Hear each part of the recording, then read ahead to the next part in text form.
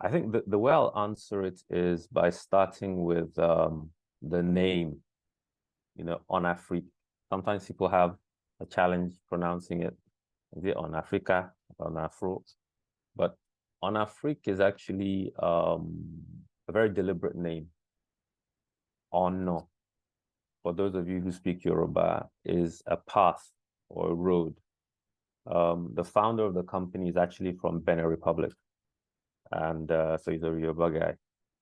So honor is a path, and then Afrique obviously is Africa, but the French version, because the company actually covers over 40 countries, and a lot of our clients are in, French-speaking Africa. But the essence of the name is really what we do. It's a pathway to Africa when it comes to payments. So On Afrique is one of the largest digital payment gateways on the continent. So we like to think of ourselves as the network of networks. What does that mean? So today we're connected to over 500 million mobile wallets. Okay. Like I said, we're present in about 40 countries. Collectively, we're connected to over 180 banks, MNOs, and MTOs. So an MNO is a mobile money, operator, and an MTO is a money transfer operator. And there's numerous merchants as well, enterprise customers that use our platform. So in terms of the question as to, how do we maybe contribute, to the adoption of digital payments, what we did over like 14 years ago was to start connectivity to mobile wallets, because the vision then was that mobile wallets will be basically one of the most widely used payment tools on the continent. So we started to connect to these wallets, okay, because what we wanted people to be able to do person-to-person transfers and also for trade. So today, like I said, we are connected in over 40 countries. We're connected to over 500 million wallets. Now, in Africa, I think there maybe about 400 million bank accounts, right? And, so I think there are about 900 million mobile wallets. So we're connected to over half of the mobile wallets. And what does that enable us to do? It means we can disburse into a wallet. That means we can pay into a wallet. We can collect from a wallet. We can take money out of a wallet. Now, that is a powerful tool to anyone that wants to run a business in Africa. You want to be able to pay people. As we've said, more people have wallets than bank accounts. So if you want to pay anyone, you want to disperse funds, you need that connectivity to these wallets. You want to collect funds. Maybe you're running a subscription model like, Go TV or DSTV, and you want people to be able to pay you. So that's another thing that you want to do. So whether it's domestically, so within a country, we have those rails to be able to, hit a wallet, take from a wallet, push to a wallet. And in some countries as well, we can do it to bank accounts or cross-border. In Africa, there isn't enough trade within Africa. And part of the challenge is, how do you pay? Somebody has Dalasi, somebody has shillings, somebody has Naira, somebody has CDs. How do we pay each other? Now, what our company does is, because we sit in the middle, we're able to facilitate that cross-border transaction so that, you can actually move funds from one location in Africa to another location. So if you want to sell goods from Nigeria to somebody in South Africa, you can do it. For somebody in Tanzania, or in Rwanda, using our rails, you're able to do that. Also for remittance. Today, we know that Africa receives billions in terms of remittance. Now, how do you terminate to remittances? As we've said, not everybody has a bank account. So mobile money is key. Now, we have a lot of partners that use our rails to terminate into, wallets across Africa. So whether, you are a remittance company, whether you're an MNO, or whether you are an enterprise, a business that wants to participate in Africa, you need a company like us to be able to actually actualize that dream. And because I was on a call earlier today with our tech team, and we're just discussing a specific corridor in terms of what it takes to move money from one place to another. And it's extremely complicated.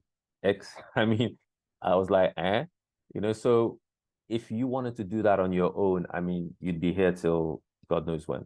So you connect to a company like us, and then we're able to actually facilitate that. So I think we're one of the companies that actually enables, financial digital adoption, financial trade, e-commerce, and even, financial inclusion across the African continent.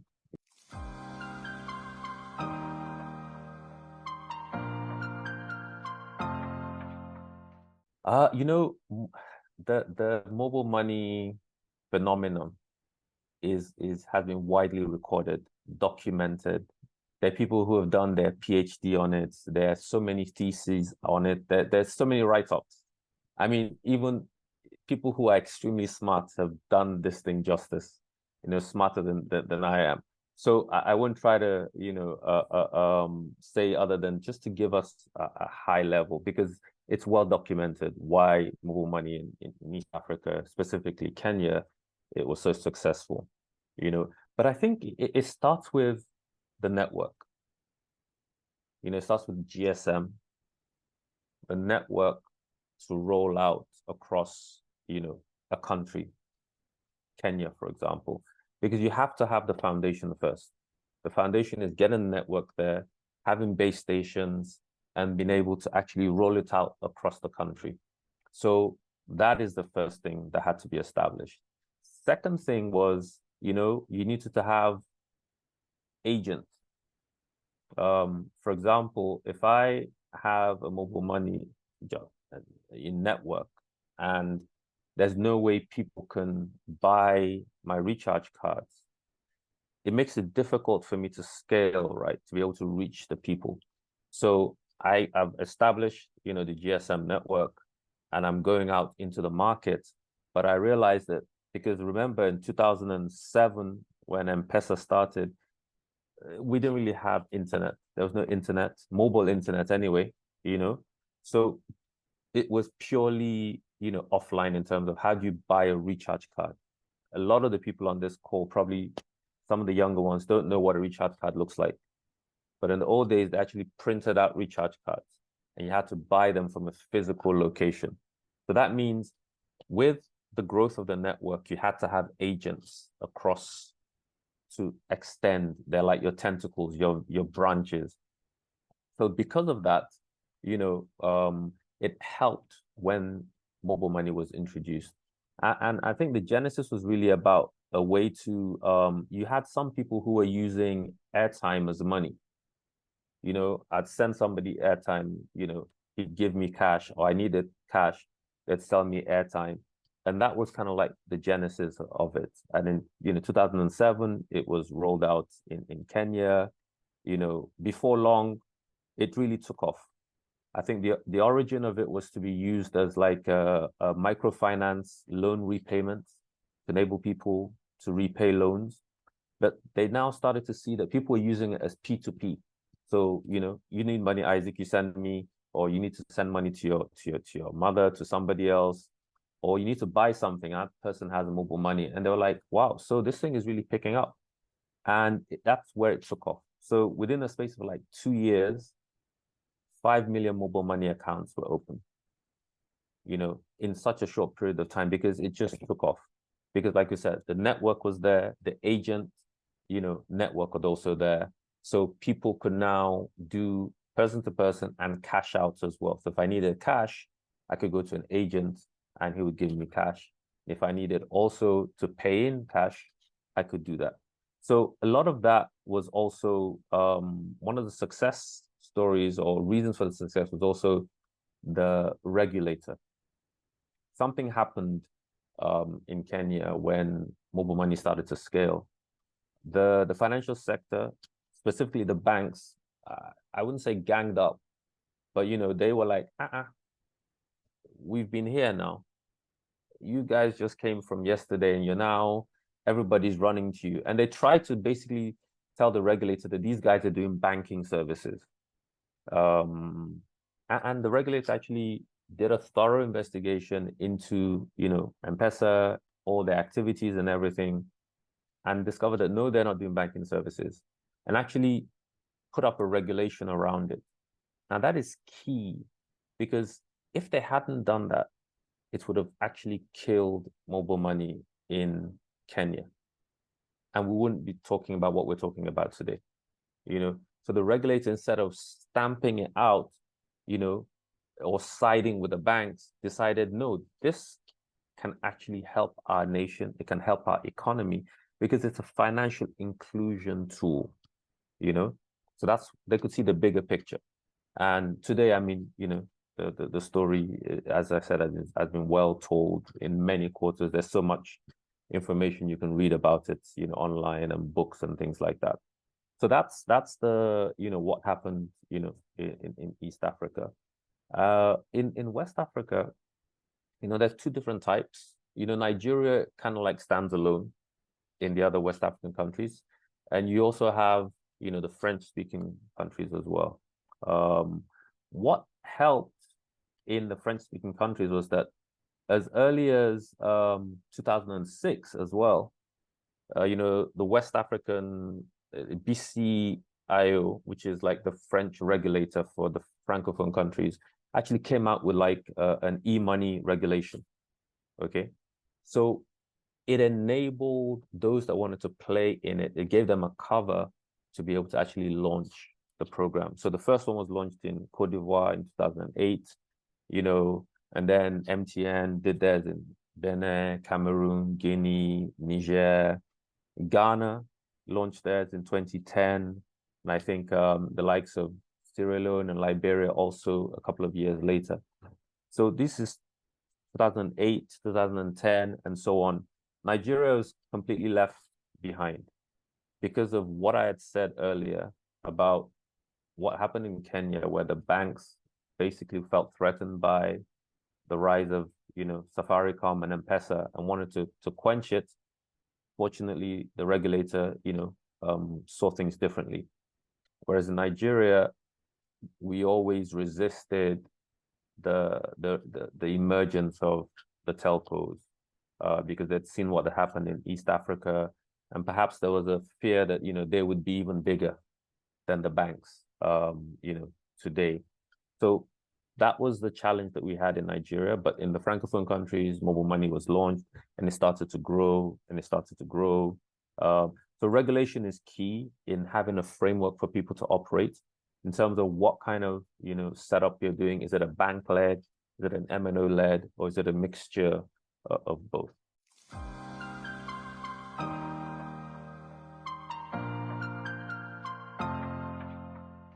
If we look at today, actually, West Africa is leading in mobile money adoption than East Africa.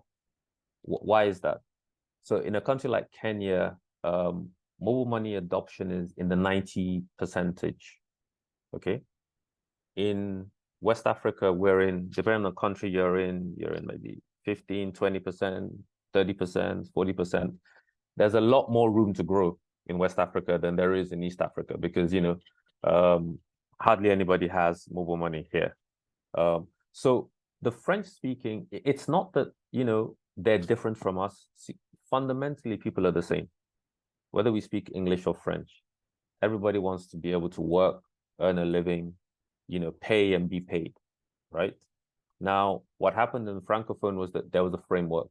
And because they have one regulator that covers that entire market, I think there are 8 countries or so, but one regulator, so it was easy for them to set up the regulation and then people were able to adopt it, so they also gave them the option of the type of models, to go by, whether it's, a bank-led model or an MNO-led model. So people could just basically, plug in to that. So that enabling environment is the difference between the French speaking and Nigeria, for example. So as early as 2006, there was a regulation, e-money regulation. In Nigeria, there's been nothing like that. So I think so. It's not so much like culturally that they're different from us or anything. I think maybe the other thing is if you look at Nigeria, which is one of the credits we have in terms of what the central bank has done is, when you get a universal banking license, you have to have branches in different parts of the country, right? You have to have in physical, and that helps. Some of you, I mean, maybe the older ones of us will tell you that if you wanted to send money to somebody in the north, for example, you could. In the east, you could, because there was generally either a First Bank or Union Bank somewhere that they could get to. So that is the difference between us in Nigeria and the Francophone countries. When you leave the capital and go outside, you hardly see any banks. You hardly see any banks. Unlike Nigeria, where you go, there are banks generally where we have bank branches in most regions of the country. So you could get money to people. May not be convenient, but you could get money to them. But the French guys, they didn't have that. So mobile money was like a very great alternative for them to actually be able to send money to people who weren't in the same region as them.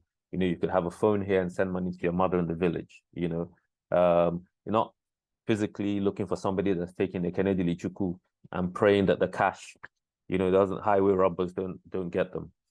So I think that's also one of the reasons why, in terms of how our own financial ecosystem was built, is slightly different from the Francophone countries, which made them adopt mobile money much more, or the need for it. Because here you're like, I can get money to you now. Is there no First Bank near you? So maybe that was why maybe we didn't see the need for it as much, because we thought, well, banks can do the work.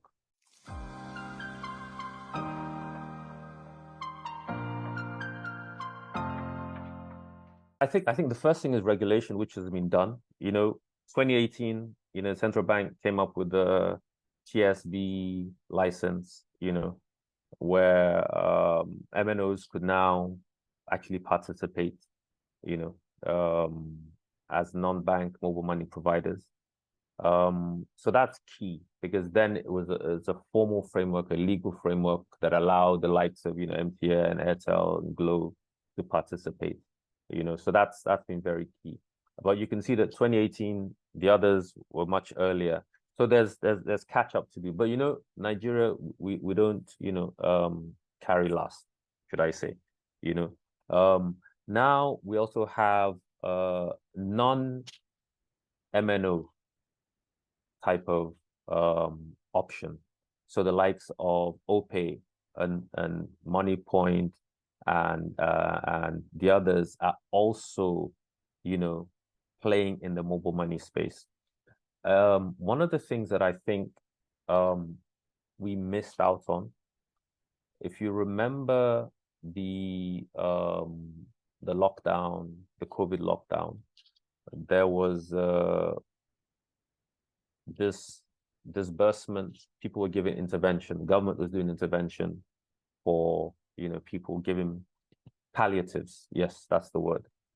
Now in East Africa, all these other countries, they were doing this via mobile money.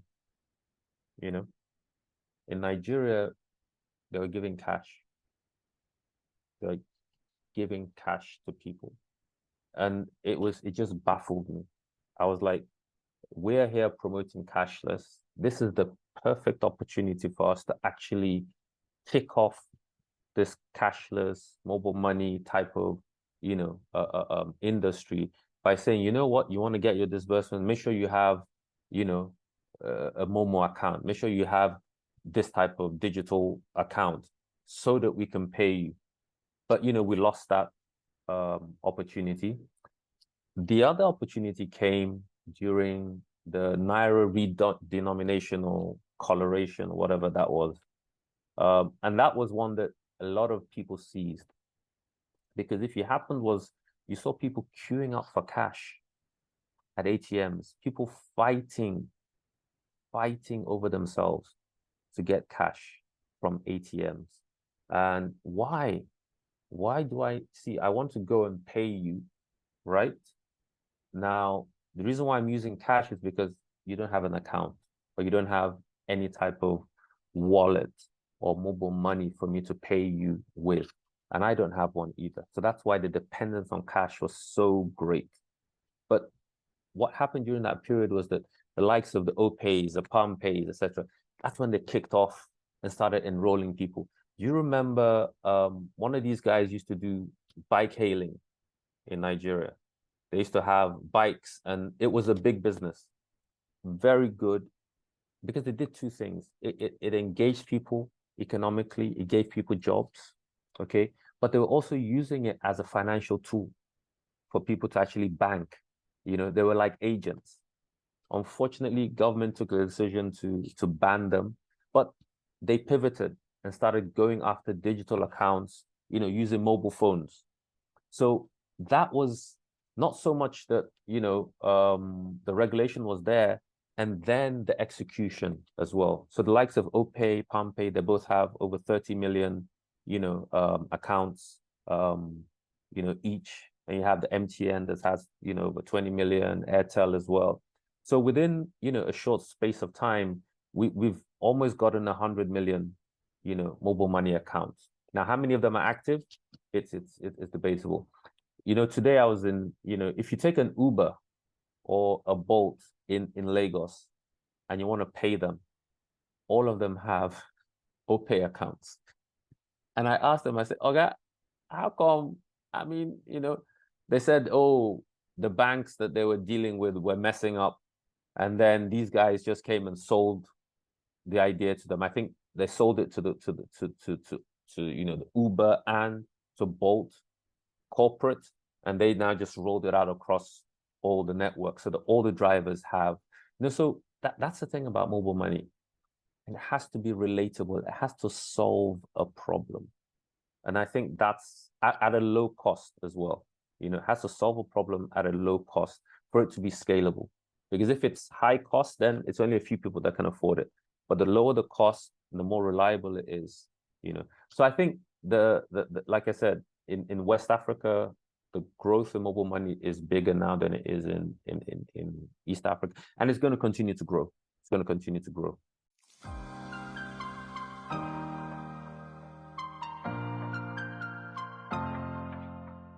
I mean, there are different types of rural areas, right? But let's even talk about mobile. Okay. Now, for me to be able to have a mobile phone, first I need to have money, right? Even the Yam phone or the feature phone that we talk about, I mean, you know, you and I may think they're cheap, but for somebody in a core village setting, that may still be out of their reach. Okay. So that's, you know, cost of acquiring the phone. The second thing is power. Now, if I have a phone, there's no electricity where I live. How can I charge the phone? I can't charge it. So your mobile money is of no use to me if there's no electricity because the phone has to be on. It has to work. So infrastructure is key to enabling mobile money in the rural areas. Okay. Because if there's power, there's infrastructure, people are able to get the phones. And then also, do we have economic activities, you know, in those areas? Because if people aren't earning a living, they can't afford a phone. There's no money anyway to send to anyone. And maybe they want to receive, like I said, you know, but at the same time, if there's no light or anything in that area, there's no point in you sending a phone to your mother in the village when she never has lights to receive it. Okay. The other thing is low financial literacy. So the more you get into the rural areas, the less financially literate people are, you know, in terms of explaining what is mobile money, how does this thing work? You know, it's like, is it in the language of the people? You know, Lagos is not, you know, the cities are not the country, you know. So what kind of job has been done in educating the masses in their own language? You know, if you're in Kenya, for example, Kiswahili is used widely, I mean, across East Africa. So most of the adverts, most of that thing is in that language, you know. In Nigeria, it would have to be, Igbo, Hausa, Ife, Tiv, Kanuri. You'd have to break it down to a language that people understand so that they can really understand what the benefits are for this thing. So it's a myriad of reasons. Cost, like I said, is one. If I decide to deploy a base station in a village where there are only, 30 people, how much traffic am I going to get as a network from that 20 or 30 people living there? So, that's why the rural adoption is tricky, and that's why it's still not as much as we would like it to be. See, it's all interconnected. Without power, without development, a lot of people get left behind. You need power so that you can decide, okay, so even if I want to send you money or give you a loan, to be able to do economic activity, if you don't have power, you can't do much, so they're all interconnected. Yeah.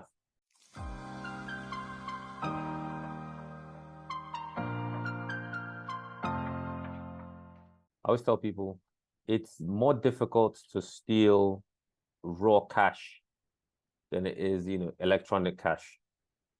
So, you can press a button, 1 million naira moves. But to carry 1 million naira, somebody will see, boy, where are you going with that kind of money? So, fraud is something that is key, just not just for mobile money, but for generally financial products, And I think in terms of answering this, maybe I'll just touch a little bit on the type of fraud that there can be, just because we're all trying to learn here. There's consumer fraud and there's agent fraud. So what that means is the kind of fraud that as a consumer of the product that you'd be, subjected to. So you have things like identity theft.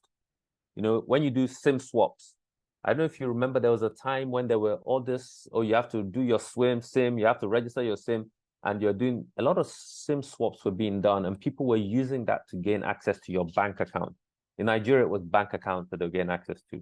The same happens in, mobile money. So that's, one way. So then when maybe the network is down, people do transactions that are offline, not knowing that, when it comes online, you won't know that they've debited your account for so much, Then, when people ask you for your PIN, because again, the lower the level of financial literacy, the more gullible people are to say, oh, you did this transaction, what is your PIN for this thing? So that we can help you do it well. You've given the guy the PIN and they can just use it after you've gone, to defraud you. And then obviously, agents themselves defrauding customers, And then on the agent side, the biggest fraud that they face is the float. So what the float is as an agent, if somebody comes to me to say, I want to take money, it means I must have the money to give him. I must have a float somewhere in an account. So they usually see, areas like that where, they lose money. So, but what can be done? I think one of the things is to have like uniformity across the markets. If you look at one of the things that differentiates the card space, there's something called, the Visa, MasterCard, EMV standards. This is where the main card players came together and said, you know what, we need to develop a standard of security, of safeguarding this industry that we're in. Because although we're competitors, the real competition is cash. So how do we do that? So I think for the mobile money, that also needs to happen, where there's a unique framework, or should I say a framework where all the players can adopt, to safeguard, these kind of things. So one of the things that needs to happen is, fraud management programs, compliance monitoring, product risk, awareness, telling the people about, what kind of frauds that they are. Just the kind of thing I'm talking about now. Somebody just calls you. Coincidentally, somebody called me today and said that they were from blah, blah, blah, blah, blah, and wished me happy birthday. I said, today's not my birthday. I said, are you sure you're from there? He said, oh, yes, I know this is your blah, blah, blah, blah, blah. You know, some of the things they said were correct, others were not. But for less, maybe financially, they could have told them, oh, no, my birthday is not this. This is my birthday. And maybe that is the one information that they need to be able to crack your system, to crack your account, because they don't have the date of birth. They have everything else, but they need it. So continuous, consumer awareness about fraud, even the agents themselves, training and things like that. So again, the framework, for example, again, I'll talk about cards. When I have a dispute, there's a framework for that to say, okay, when I can get my money back. The big two, Visa, MasterCard, they have a framework that says, if you have a dispute, it must be resolved within X number of days. It's known in the industry. All the stakeholders know about it. We don't yet have that in the mobile money space, and I think that's something we need to get to where everybody knows. So right now, if there's an issue, yes, it will be treated, but at the discretion of that particular mobile money, player that you're dealing with, as opposed to having a standard that the industry has to abide by. Yeah, and one of the other things that there is there's a company group called GSMA. They sort of manage mobile money. They produce a lot of reports. A lot of the statistics I'm telling you actually from there, but they have like a certification. Like you have in some of the other spaces, you have certifications. So when you certify as a mobile money operator with them, there's certain things that they take you through, the trainings and all of that, and all the things to watch out for that would enable you to make sure that it's safer for the customers, because nobody likes to lose money. If you lose money, you'll stop using the product.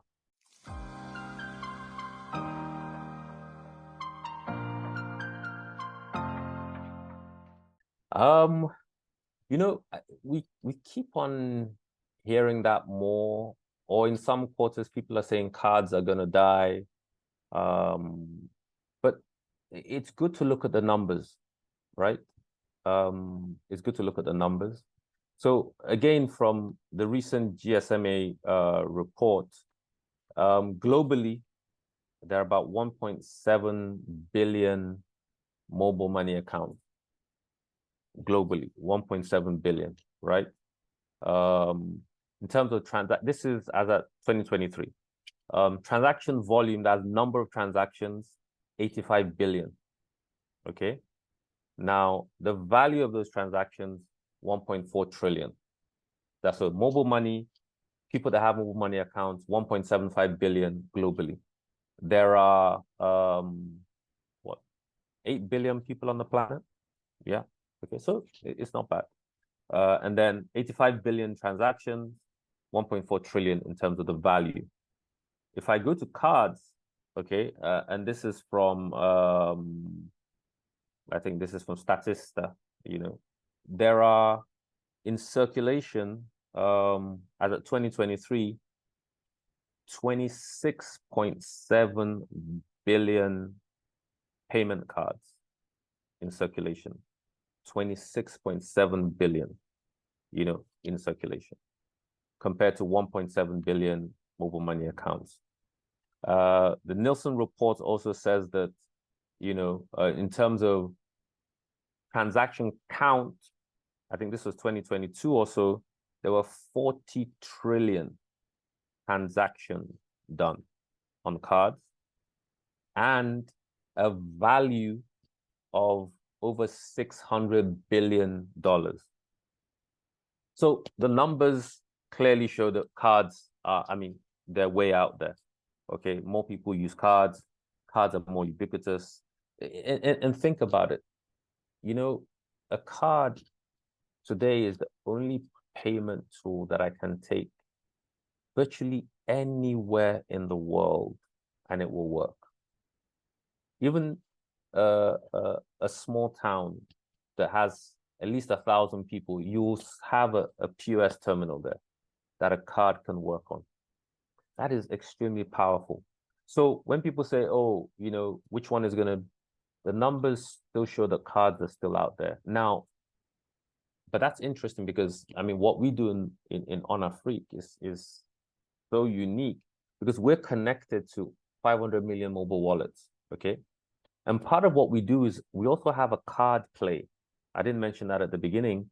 We actually have a company within us which was acquired. Like you said, GTP is card processor. Now we have cards. So there's a marriage between the two, right? Now, and especially on prepaid cards, you can see that in Africa, there are what, 400, less than 500 million bank accounts, but they're, maybe like 900 mobile money wallets. So that means more people have wallets. Now, the wallet can do so much. If the agent is closed and gone to bed, I can't get cash. But an ATM is always there. And if I travel, I need a card. So what we've done is to unlock that opportunity such that today, if you get a prepaid card on our platform, you can seamlessly move money from your wallet to that card and vice versa. So it's like the card and the phone will be like a marriage made in heaven. So I don't see them as competing. I see them as actually being complementary. And what we're trying to do is to unlock, or deepen financial inclusion in Africa. So I think these are two very powerful tools that are going to do that continuously for many, many, many years to go. Even today, see, you have digital cards, where you actually have the card inside the wallet. People carry them like Apple Pay, Samsung Pay, that's what it is. So you can see the marriage is already happening, across different markets. Yeah.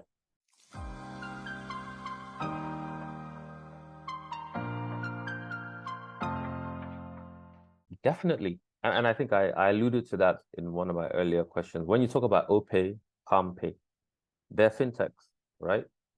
Each of them has over 30 million accounts. Now, that is a prime example of a non-MNO playing a role, in this space because they saw a need and they went after it. And there was also regulation that enabled them to do it as well. So it's and I think you said something as well whereby people are overflogging, oh, I'm banking the unbanked. The truth of the matter is that the guys like OPay and PalmPay, they did an absolutely fantastic job, by actually, like I talked about the Uber drivers and gig workers, they had a strategy to go after these guys, and they did. They could reach where the traditional banks couldn't. When they were using the bikes went everywhere into the markets, and the people actually subscribed to their services because it met the people where they were, So for a fintech, definitely there is room, but don't go after the saturated market. Don't go after me. I already have a bank account. I already have OPay. I already have this. Go after those who don't have it. So part of the challenge why a lot of fintechs fail is because they're going after the same business that somebody else has already done. You want to unseat OPay. You want to unseat, MTN. How are you going to do that? Meanwhile, there are places where they're unbanked. It's about what kind of solution, and they're not all app-based. Financial inclusion doesn't mean you need to have an app. It just means you need to have some sort of a digital solution that can scale, So I think there is room for fintechs, but it's really just about understanding where do I want to play in this space. Let me not go after somebody that already has accounts. So I'm not really increasing financial inclusion. I'm just, what was that? Sika is multi-pot, Abby, potting from one to another. You haven't increased anything. You've just moved, ledger balances. So definitely, and in Africa in general, a lot of fintechs that want to scale must tie into mobile money. Because like we said, in most of these countries where there's mobile money, there are more of them than there are bank accounts. So if people want to fund their accounts with you as a fintech, how are they going to do it? Are they going to give you cash? if you're going to be based solely on cash, then it means you have to have a lot of agents out there. But if you're able to plug into mobile money and they already have mobile money, so they can use that to fund, the wallet and transact, So I think, yes, it's really about being deliberate about, your approach and going after a segment that isn't already overflogged. That's what I would say regarding, the fintechs. Yeah.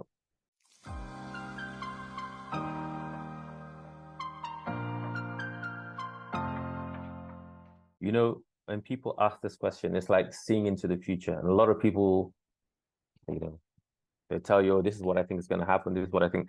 And some of them are accurate, some are not accurate.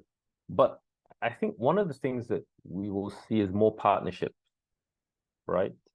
More partnerships between MNOs and fintechs, between banks and fintechs. Today, you see banks having fintech divisions, full-fledged fintech division. Why? A lot of the banks in Nigeria have done that. In East Africa, some banks have done it as well. Why are they doing that? Because they've seen that as a bank, the way they're built, they can't reach that last mile customer. They just don't have what it takes. They don't speak the language of those people. So they're creating fintech divisions to go after them. We've seen cases where a company like MasterCard has taken an investment in MTN fintech. Our company, for example, we acquired GTP. Okay. In Nigeria, we also acquired another company called CDL.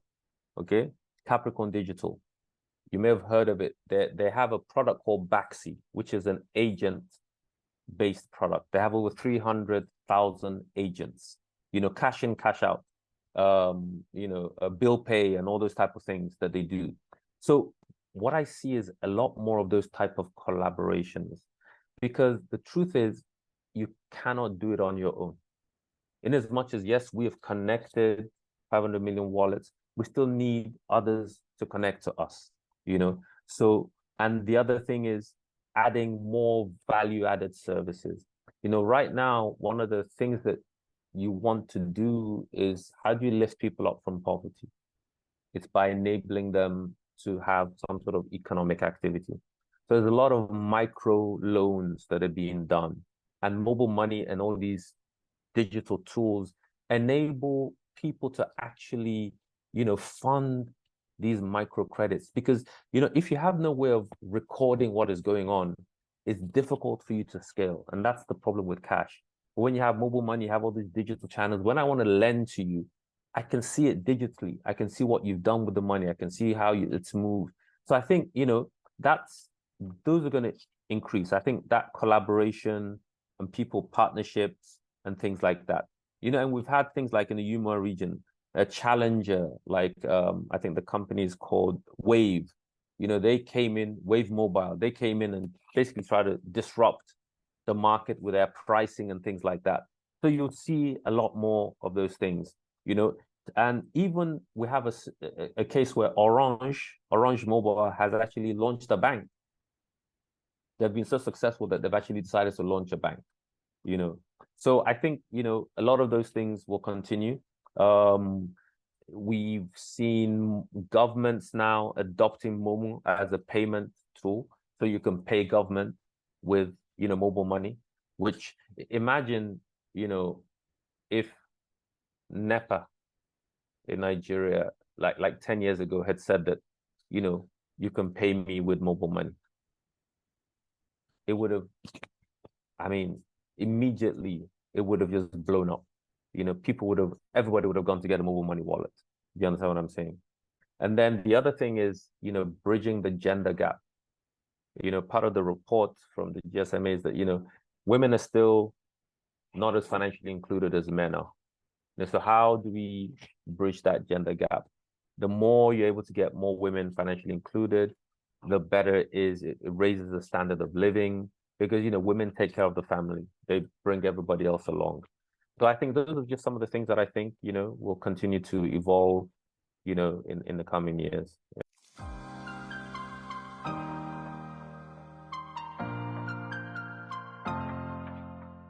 initially, mobile money started out as basically P2P.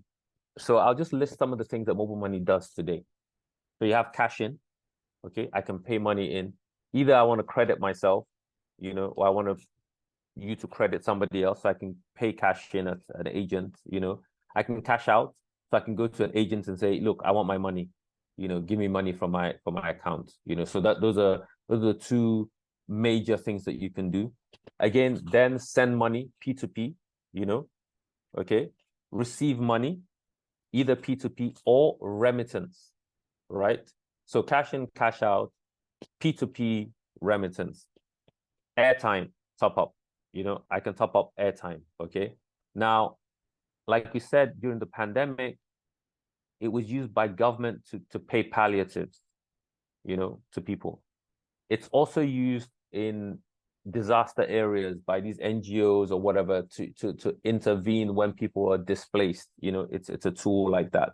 One of the other things you have is you have the option to use it for bulk payments now. So a salary, you can actually use mobile money to do bulk payments, then merchant payments, bill pay. There's a whole host of things you can do on mobile money now in terms of bill pay. Most of the bill pays you need to do, whether it's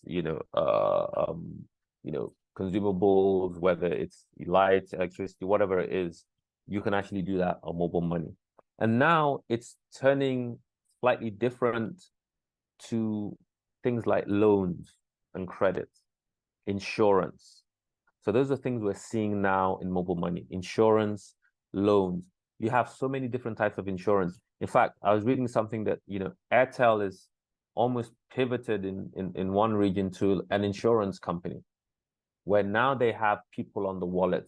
Now, how do I increase the value? Yes, I have people, so I give them a tool. Insurance is, unfortunately, in Africa, it's nowhere near where it should be. In the Western world, insurance is bigger than banks, because by law, everything is basically, you have to take insurance on so many things.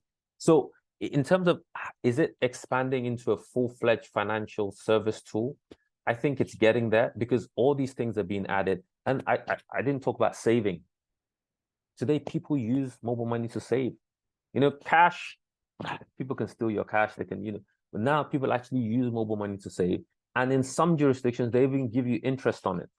So it's continuing to evolve and to become exactly what we're saying, a financial payment tool. Just as you said, the guys that have it, the gig workers that have, OPay and these accounts, it solves all their needs that they want to do. Then we give them a card as well attached to it, So I think it's getting there, and I think it will, as more people adopt it, as more people use it, then the use cases will just continue to increase.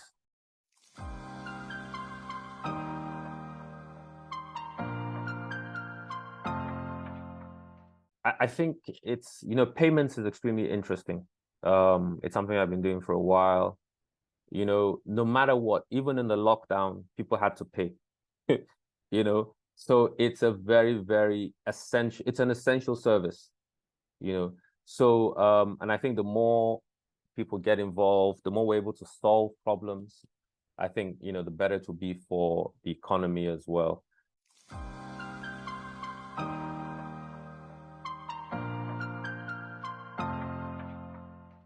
I'll give an example of a woman came into the banking hall to complain that the bank had stolen her money, that her card was was used, and she was really ranting and raving. Now, fortunately, the bank said, okay, madam, they did the investigation. And then on that day, they told her, okay, please, can you make sure you come with your husband as well? Because this is very important. We want to explain everything to you. So she came with the husband. Now, so the bank now, when they were both there, I think they had a policeman there as well. And they now turned the screen to her to say, fortunately for us at our ATMs, we have cameras, right? So we'll replay what happened, who used your card, you'll see, what happened there. So they replayed it, and lo and behold, it was her husband who had taken the card and taken her money. So then the woman looked at the husband. The husband was, looking down. And the reason why I tell that story is because, in building trust, people have to understand that if there's a problem, they can get, a resolution. It's yes, there'll always be problems. But if I have a problem and they told the woman, I bet go, Jerry. We think concern us. Now you're while I be that. She would probably have closed down the account and said, I'm not going to use these people again. So the ability to actually have a framework, I think we've mentioned it before, where if there is a problem, you have a recourse and a process that, will eventually get a resolution and get your money back. That is extremely key. Education also is key because, like I said, there's so many fraudsters now. People will call you and say, hey, even today, not today, but I mean, in one of my colleagues told me about a 200K that he sent to somebody because the request came from our boss. First of all, he was like, okay, why would he didn't even question why would my boss be asking me for 200K? But okay, I know that Oga can't run now. No matter, but when he had done it, and then he now finally got the boss. I said, I don't send you any message, eventually was able to get to the bank so that they didn't move the money. So education and continuous education is key in building trust. But also, like I said, ensuring that there's a framework for addressing, complaints. That's also very key.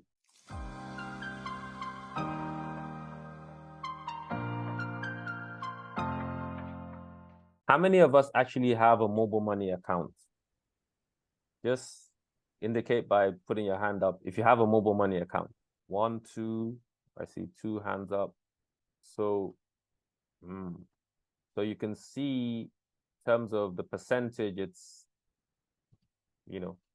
it's low. So is it that you're out of that segment that needs a mobile money account? I'm assuming that everybody here has a bank account. And if you have a bank account, you have a card. Or should I say the other way? Is there anybody here who does not have a bank account? Who is on this call? Yep. So we all do. So that's what we're talking about in terms of when the fintechs are looking for who to target. So everybody here has a bank account. They have, a card linked to it. So they may say, why do I need mobile money? I can send money to whoever I want to send it to. So, I may not be the target market for mobile money, and everybody here on this line may not be the target market for mobile money, but the Uber drivers were. Are there other segments of the society that need payment tools? Those are the ones we need to go after to get them into, the digital financial ecosystem.